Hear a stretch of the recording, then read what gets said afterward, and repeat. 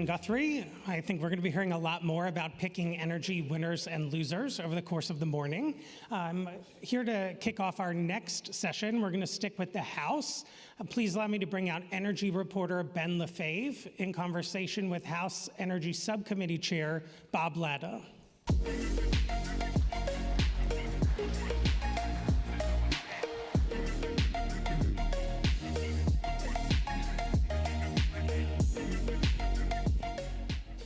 Hi, nice to see everybody.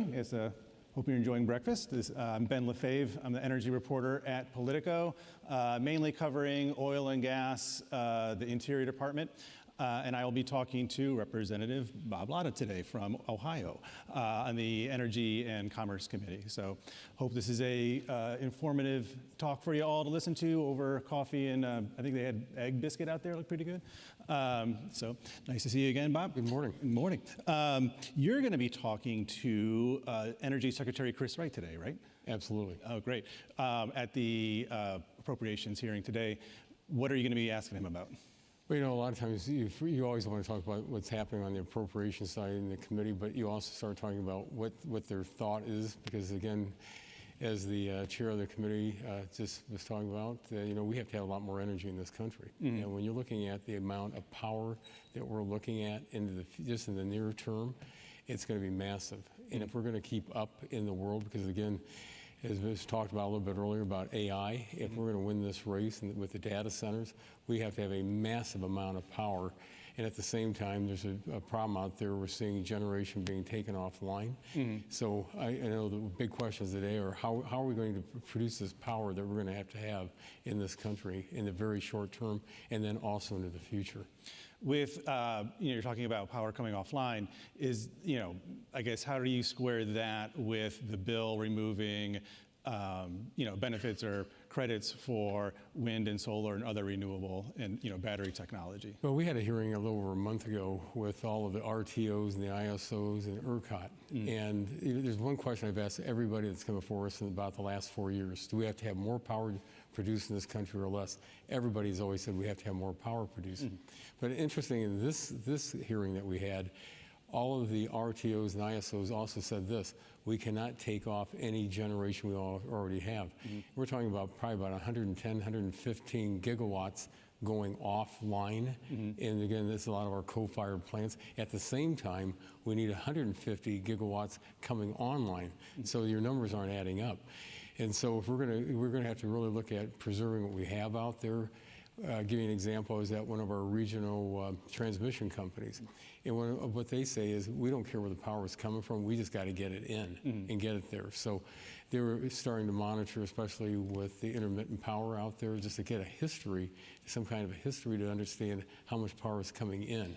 So it's the power we're going to have, because again, the big push has been on the data centers. And when we look at the amount of power that they're going to be consuming, it is unbelievable. Well, that's preserving the, maybe some plants that have been going offline. Maybe they were getting unaffordable. But how does that translate to getting rid of credits for new plants? We're seeing solar operators saying, they're going to have to go cancel projects if some of these credits go away in the appropriations bill. Is there a concern that maybe the pendulum has swung too far against renewables after we saw the big build out with Biden's bill? Well, I go back to what we did in 2008. As Republicans, we came up, we call it our all of the above energy strategy. And part of that all of the above energy strategy was looking at everything that was out there, but also adding at the very end of that, that we're not going to pick the winners and losers. We want to make sure it's the market. But we also know that, the intermittents have a part to play right now because, again, they're putting energy into the grid. But at the same time, when we're talking about on the base load side, as discussed a little bit earlier, when you're thinking about on the nuclear side, especially the large plants, the small modular reactors, they're about 7 to 8 years out on the small modulars. We're looking at, the first time seeing 2 nuclear plants coming online in this country since pretty much the 1970s. Then you look at our oil reserves and our natural gas reserves that we have in this country, that we're leading the world in natural gas production. So it's part of the problem that we have right now in this country is we're producing energy, but we can't get it to where we need to have it. And so I think there's two things that we're looking at in the committee right now, in the subcommittee, is that we have to have the power, but at the same time, we've got to have permitting reform in this country. I'm old enough to remember when permitting reform was talked about a couple years ago with Senator Joe Manchin, and after, I don't know, a Congress and a half, maybe more, there's been no real movement on permitting reform. I mean, kind of what can be done to kind of get something over the line finally on that? Well, on the permitting side, especially when we're talking about energy, there's jurisdiction questions. First of all, it's the Energy and Commerce Committee, and it's also natural resource. I just saw the chairman last night of Natural Resources, Bruce Westerman. We talked about it again because we want to make sure that we've got permitting moving, because we've got to get it done this Congress, because you just can't keep falling behind. Because when you think about who your global competitor out there, it's Communist China. They don't worry about permitting reform; they just do it. So we've got to get this thing done and get it done right, because if we don't, we're going to fall farther and farther behind. And what good is it producing all this energy and having the energy if we can't get it to where we need to have it? And then one question I had: the White House has its new Energy Dominance Council. I think we're going to have someone there from appearing on stage later today. Do you talk with anybody on the council, or do they check in with Congress and say, what do you need us to do, or where has the council been in your? Right now, I've had a lot more conversations with Secretary Wright and Secretary Burgum, and we had very good conversations. And so, just talking with their respective departments, because I think they're both moving in the right direction. But we have a lot of conversations back and forth with different counterparts at the White House, because if we see something, you want to always make sure that this is what we're doing, so nobody's ever caught flat-footed on something. But we want to make sure that, again, we're moving forward on the energy side, because again, unfortunately, I guess I can say I'm old enough to remember the mid-1970s when we were in oil embargoes and couldn't buy gasoline on certain days if your license plate was an even or an odd. Some stations wouldn't sell you gas if you hadn't been a customer there. But you look at today, and that not only are we able to take care of our needs in this country, but we also can help our allies around the world, especially when we come on LNG exports. With LNG, I'm glad you brought that up. We're seeing, I think it was Bank of America last week and a few other analysts saying that the sheer scale of LNG exports coming online is helping to drive up prices domestically for natural gas. Natural gas, I think, was like around $3.50 an MMBTU now, which is still cheap, but it's higher than it had been. And these banks are saying now, with all the new export capacity coming online this year, we're going to see natural gas prices go up by 25% by the end of 2026. Is there a concern that, we've had the president say one of his, biggest campaign promises was to cut energy prices? Are you concerned at all that this is going to be hard to do with the sheer amount of natural gas we're going to be exporting overseas? Well, first of all, you have to produce it. If we don't keep the people out in the fields working and bringing up the natural gas, we're not going to have it in this country. And so if we see a scaling back, it's going to hurt actually in this country. I've spoken at different conferences with a lot of folks from Eastern and Central Europe, and they all say the same thing. We don't want to buy Russian gas. We want to buy U.S. natural gas. And first of all, it's a lot cleaner than what the Russians produce. So we want to make sure that we're helping our friends and allies around the world, because again, they all say the same thing. We don't want them to do it either. We don't want them to finance Putin's wars. The other thing is that this is like late last year when the Russians cut off the Austrians. So they want a secure supply out there, and we as in this country can make sure that our friends around the world have that, and so it makes the world more secure when we do that. And so I think that's another important factor. On the question as to how much it might raise the cost, I haven't really, sometimes the analysts are wrong on that, because again, we want to be bringing up more, because years ago when we were told we had no natural gas in this country, literally we were told we had no oil, we had no natural gas, and because of what the ability for us to bring it up today, all of a sudden that we can help ourselves and help our friends. But oil companies are now saying they're going to be producing less oil and gas because prices are so low. I mean, prices have gone down to they're hovering around $60 a barrel for West Texas Intermediate, the U.S. oil benchmark price. And at that price, they're saying they're going to slow the drills. So is there a concern that if we're not bringing up enough natural gas to offset the amount of exports, people here are going to be seeing, unless prices all of a sudden for oil go up and incentivize the oil producers to produce more natural gas, is there a concern that, your natural gas price, your electricity bill is going to go up next year? Well, there's two things. I get up at 4 something in the morning every day, and there's two things I look at first thing in the morning. I look to see what West Texas is trading at, and also I look at what the 10-year Treasury note is. Those two play a huge part of what we do in this economy. And we have seen, oil going up and down somewhere in the 65, 50, down a little bit, and it's up. So, but they have to have a price out there to be able to bring it up and make sure that they can keep their people working in the fields. Because again, when you go out there, it's absolutely amazing what American technology has done.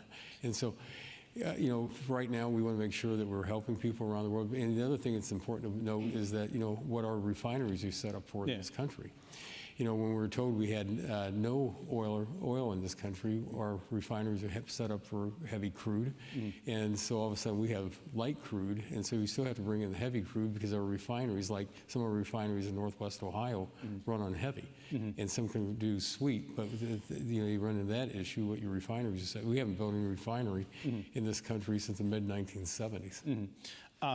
So the price of oil was around $80 in mid-January. Now it's at 65. What brought that about? It's a world commodity. It's what's out there. You hear OPEC, and this is another important thing. During the first Trump administration, I told people what was one of the names you never heard even mentioned in a newspaper or a news show. OPEC, because all of a sudden the United States was back. And all of a sudden when the United States says we're backing out and we're not going to be producing, what happened, what we saw during the Biden administration, making it tough out there, all of a sudden we heard OPEC again. So, all of a sudden when the United States is strong, we can help the world's markets because of that. And so when you have, some countries out there saying, well, what we're going to do is we're going to either scale back on how many, a million barrels they're going to put out a day, or if they're going to pump more, you'll see maybe a small handful of countries trying to dominate with the world prices. So that's where you get on the commodity side. And then, as you mentioned, you have refineries in Northern Ohio. You got the Husky refinery, a few others. The price of steel has been affected by tariffs. I think there's a 25, 50% tariff on imported steel. How is that affecting refiners in your district? Well, with anything, you want to make sure, because like Line 5 supplies comes in from Canada. Yeah, pipeline? Yes, Line 5, which is Enbridge, and it comes through the Upper Peninsula down through the Lower Peninsula. And it feeds the big Marathon refinery outside in Detroit, and then it comes down and it also feeds refineries in Northern Ohio. So for us, if you put the price up on that crude, it's going to affect our prices. And so, when I was at one of our refineries recently in Lima, that they weren't talking about pretty much on the steel question. Is really on the question of what the crude prices are. Yeah. Well, Canadian crude prices have that tariff too on them, right? Are the tariffs really affecting your district or in Ohio? I mean, you got steel up, you got crude prices up. There's been a kind of an ongoing labor shortage for energy projects. What are you hearing from your constituents who are tied to these projects? Well, I have a very unique district. I have 86,000 manufacturing jobs, and I also have the largest farm income producing district in the state of Ohio. So if I go from Indiana all the way to the Cleveland suburbs, my district ends in Lorain County. So, I've got large companies, I've got medium, I also have small. I have companies of 10 people that are exporting. And so they're all very, very concerned because of all of a sudden it's something they're getting that they can't get from someplace else is going to drive the cost up. I've got tire manufacturing in Findlay, Ohio. If a certain type of steel that they have to put in the tire is not produced in this country, and then there's a tariff on it, it could end up being that tire that's being produced in this country with that tariff on the steel makes that tire uncompetitive against a product that's actually brought in, made someplace else. So there's concern out there. So we're all looking at when, hopefully these negotiations get completed with the White House that we know exactly what's going to happen on tariffs in the future. Yeah, you mean if the White House keeps saying there's going to be a deal tomorrow. Are you in touch with them? Like, when is this going to happen? My district needs relief on these places. Well, we're in contact. Anytime a company calls me, I call them, call the White House and say, here's a specific situation that's occurring out here in the district. Just wanted to make sure that you all know what this is about this particular industry, and which is really important because, again, we're talking about in my district, we make everything in Ohio. You name it, we make it. But the big thing is that we can't consume it all here in this country. We have to export it. So where I live, I'm 80 miles from the Windsor, Ontario Bridge. Yep. In my home county, at the crossroads of I-75 and the Ohio Turnpike. It's one day's drive to 60% of the United States population from that one point. You go across the Windsor Bridge 80 miles up, you're then one day's drive to 60% of the Canadian population. So, we got to trade back and forth, and so we want to make sure that what we produce, we can export. Yeah. No, I grew up in Detroit, so I'm well familiar with Toledo. Wasn't it glass capital of the world? Yeah. We were supposed to be an advanced glass factory there, correct? And I think that project got canceled because they were worried about the funding not coming in that they were promised. Is that? Well, Toledo is known as the glass capital of the world because you have Libby Owens Ford, Owens, Illinois, Owens Corning Fiberglass. Owens, Illinois' headquarters is actually in my home county in Northern Wood County. And but again, it's what we produce, and so it's making sure we have the jobs out there because I always say this, and this is the great thing about serving on the Energy and Commerce Committee. When you sit up on the dais, we're looking over the horizon 5 to 10 years because we're talking to the entrepreneurs and the innovators that come before us in committee, and so we always want to make sure we're not getting the laws. Not looking over the horizon, but looking in a rear-view mirror because we're just going to stifle their way of doing things. And the great thing about this country is this. I have so many people coming to meet with me that they say, we can't do it in our country, but we can do it here in the United States, and we want to make sure that continues. And I just recently spoke to a younger man from the Scandinavian countries that I said, why did you come here to produce what you want to do in energy? He said, this is the country to do it. You just can't do it back in Europe. Is there concerns that, I know that LNG has been seen as kind of like a big geopolitical tool. It's like it was a diplomatic tool in the tool belt that administrations like to use when they went to deal with Europe.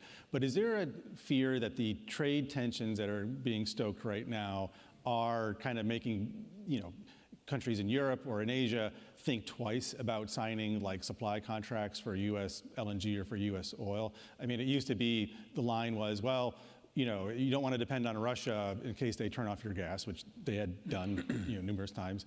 But is there a fear now that, well, if we get into a tariff spat with this White House, we don't want to have LNG, or we don't want to have to have that tied to an administration that kind of goes back and forth between who's their allies and who's their friends?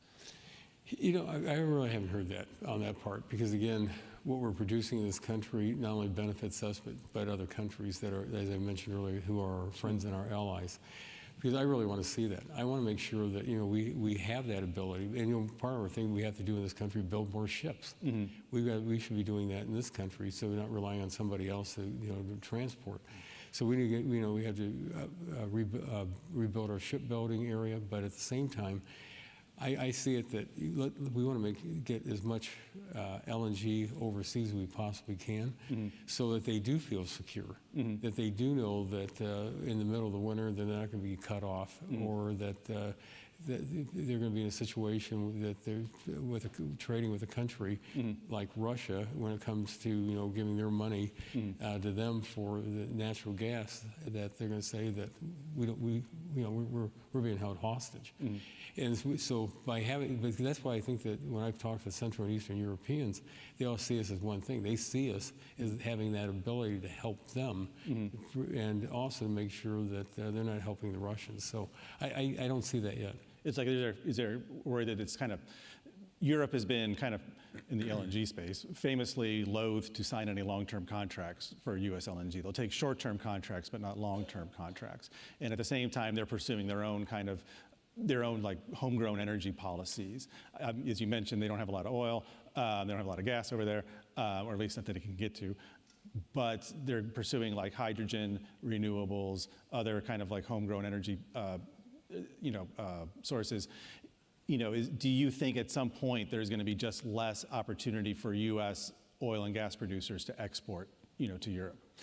Good question, because I on a couple of trips over and talking with Europeans, early on, and this is before the invasion in the Ukraine at that time, they all said the same thing. The Russian agents were infiltrating the green groups who said, we don't want any energy in our country. We think this bad. And so they became totally dependent on the Russians. This is exactly what the Russians wanted to have occur.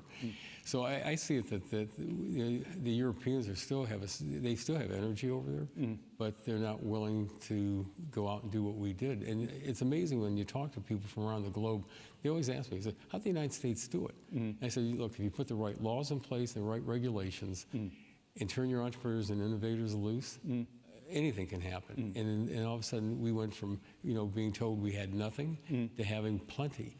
And but they're looking at us now to help them, because they're just not at that point that they're going to be able to get there. Well, their entrepreneurs might be saying, well, we can't get the oil and gas here, or like in the North Sea, it's depleting, so let's innovate our own, what we can, like let's do, I think they're big in hydrogen, they're big, in wind. We're seeing, Spain had problems with their renewables with the grid recently, but their aim is to like just do it all for national security reasons too. So I'm kind of wondering, is there a future you see where the U.S. is producing still a lot of oil and gas, but we're not shipping as much as as we're estimating right now, because the demand forecast overseas just doesn't come in? Well, I think a good example is Germany. They went from, after Fukushima, saying, oh, we're getting away from nuclear, and all of a sudden they swung so far, and now all of a sudden they're trying to bring themselves back, and what are they doing? They're burning coal. So, that's what the U.S. wants to do. You said we want to bring more coal on. Well, but, one of the things you can do is you look at the clean coal technologies that are out there today. But for us, we have this, we do. We're so energy rich in this country right now. It's just getting, just turning it loose. And, I think it's one of the points also I've heard, because again, we have such broad jurisdiction in energy and commerce. You think of energy, healthcare, telecommunications, which I chaired that subcommittee, and then also our Commerce, Manufacturing, Trade, having chaired that subcommittee. And then the environment. I've never had anybody or heard anybody ever before a committee ever say we're against regulations. Everybody always tells us, just give us regulations we live with. And then that's what turns Americans and entrepreneurs loose in this country. And let's turn to the appropriations process now. I know that my colleague had mentioned this to your colleague earlier, but with the way that this has turned out, this bill, we've had the House say, if the Senate changes one letter, we're not going to approve their changes. How sensitive do you think the House really is? Like, if the Senate comes back and they say, here's some changes, is it just like dead on arrival, or we got to go through this all over again, or do you think there's actually a little bit of leeway for changes out of the Senate? Each body's going to produce their own bill. Yeah, that's the first thing. We always call it getting jammed by the Senate. That's when they pass something and they leave. So we're sitting there, and so I don't think that's going to happen, because it can't, because there's too many variables in this legislation. You think about the end of the year, you're looking at a $4.5 trillion tax increase if we don't get something done. You look at trying to get the economy moving, because again, having served on the budget committee, I know those numbers that you just don't want to see, where we are today at a $37 trillion debt with a $1 trillion interest payment, which is just mind-numbing. So, I never wanted to say that, it's dead on arrival when something comes over. Ronald Reagan famously said, I'd rather get 80% of something go off the cliff with all flags flying. But, in this case, I know the Speaker has been speaking with Senator Thune. He's been speaking with our Republican colleagues in the Senate, saying where we are as a House and Republicans in the House, that we just can't back out of. And certain things that they don't have, that we have situations with, that they might not have they don't have a Republican or a Democrat, or pardon me, a Republican serving in the Senate from New York or from California, but we do. And so, you know, we have a more variety of mix of members across the entire spectrum. And I'm being told to wrap. I was probably being told to wrap 5 minutes ago, but I'm just seeing it now. Last question. If you knew what if you knew then what you know now, do you think Elon Musk's input into the budgeting process or the reconciliation bill process ultimately helped or hindered this process? Do you think, you know, he should have stayed out of it, or do you think he helped? Well, and here's going back to my days on the Budget Committee, and also this is my 10th term. We're in trouble, and I think by having his voice off Congress, or well, the country's in trouble, because if you go back to when George H.W. Bush left office, our national debt was about $3.25 trillion, and here we are at $37 trillion. The CBO had said back in 2022 or going into 2022, that we paid $272 billion just to pay interest on the debt. When the books closed that year, it was $475. They missed it by $200 billion. The CBO thought that we were going to have a situation with the interest being at over $1 trillion just to pay interest on the debt in 2032. We hit it this year. So I think one of the things that really helped point things out is, folks, we are a huge problem out in this country, and we got to get it corrected, and got to get it corrected fast. all right. Well, thank you very much. Well, thanks very much. Thank you. Thank you so much, Ben and Chairman Latta.